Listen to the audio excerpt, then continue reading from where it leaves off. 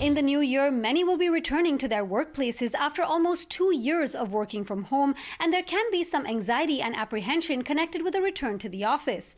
In a special mental health Q&A, we spoke with a sociologist and mental health expert about how to prepare for the transition.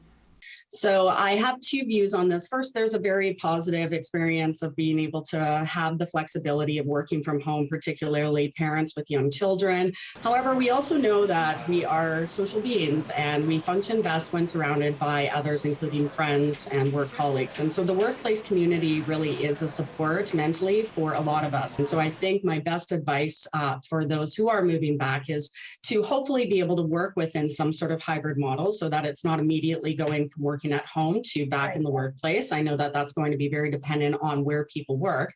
But I also think that it's sort of thinking about and shifting the perspective of how this is going to be positive and how it's going to be great to, kind of quote unquote, have those conversations by the water cooler and being able to just get up and move away from sitting in front of a computer on Zoom meetings all day. Thinking about too the benefits of going back into the workplace. A lot of my research is around the work-family interface and how people sort of put on one hat to go to work and then take it off and put on another when they come home to family. And there has been so much of an overlap and compounding of those two roles over the past 20 months with people working at home.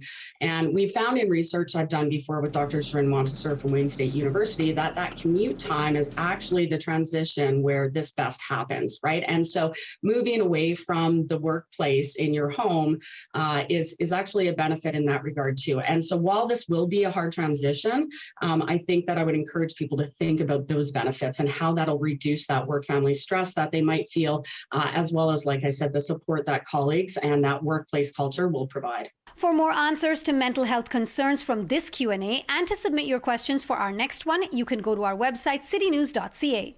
For City News, I'm Dilshad Burman.